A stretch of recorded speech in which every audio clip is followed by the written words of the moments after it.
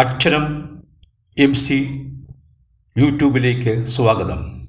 നൂറനാട് മോഹനചന്ദ്രൻ.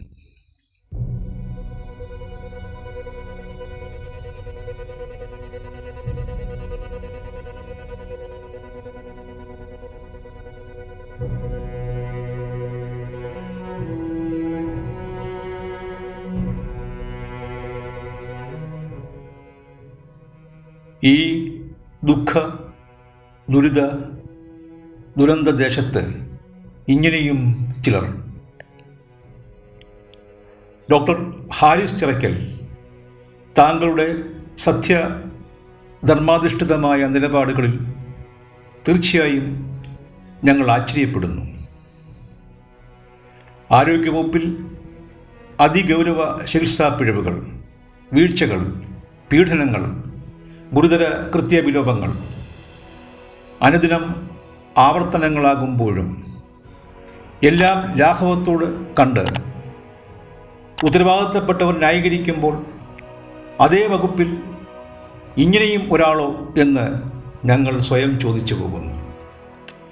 പ്രിയപ്പെട്ട ഡോക്ടർ ഹാരിസ് ചിറക്കൽ, വസ്തുസത്യങ്ങളെ കണ്ടറിയുന്ന താങ്കളുടെ ഗ്രാഹ്യബോധം, പ്രതിബോധം, ധീരോദാത്തമായ കർമ്മനിഷ്ഠ ഞങ്ങൾ പൊതുസമൂഹം ആദരവോടെ വിനയത്തോടെ നോക്കിക്കാണട്ടെ.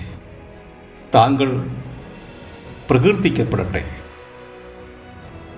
ചരിത്ര വഴികളിൽ സമസ്ത ഔദ്യോഗിക തലങ്ങളിലൂടെയും താങ്കളെപ്പോലെ പ്രതിബദ്ധതയുള്ള, ആർജവമുള്ള എത്രയെത്ര സുദീർഘ വ്യക്തിത്വങ്ങൾ കടന്നുപോയിരിക്കുന്നു.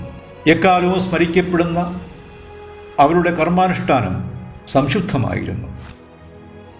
സ്വാർത്ഥ താൽപര്യത്തിൻ്റെയും സ്വജനപക്ഷപാതത്തിൻ്റെയും സമ്മർദ്ദങ്ങൾക്കും പ്രലോഭനങ്ങൾക്കും ഒരിക്കലും അവർ വഴങ്ങിയില്ല. എപ്പോഴും ജനപക്ഷം ചേർന്നു നിന്നു. പക്ഷേ പലതും സഹിക്കേണ്ടി വന്നു. അർഹമായവ പലതും നിഷേധിക്കപ്പെട്ടു. എന്നിട്ടും അവർ തളർന്നില്ല. നീതിനിഷ്ഠവും നിഷ്പക്ഷവുമായ കർമ്മനിഷ്ഠയിൽ അവർ എപ്പോഴും ഉറച്ചു നിന്നു. ചരിത്രത്തിൽ ഇടം നേടിയ ഇവർ ധാർമ്മികതയുടെ ഈ മുഖങ്ങൾ ജനമനസ്സുകളിൽ എക്കാലവും ശക്തി ചൈതന്യത്തോടെ നിറഞ്ഞു നിൽക്കുന്നു.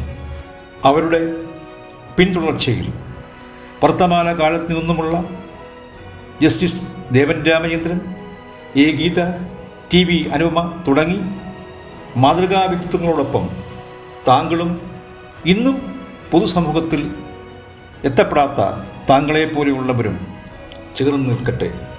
അങ്ങനെ മുൻഗാമികൾ തുടക്കമിട്ട ആ സേവന സംസ്കാരം കൂടുതൽ ശക്തമാക്കട്ടെ.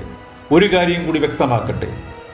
ആരോഗ്യവകുപ്പിൽ അടിയന്തര പ്രാധാന്യമുള്ള വിഷയങ്ങൾ പോലും വകുപ്പ് മന്ത്രി അറിയുന്നില്ല എങ്കിൽ നിർബന്ധമായും മന്ത്രിയുടെ യോഗ്യത പരിശോധിക്കപ്പെടേണ്ടതാകുന്നു.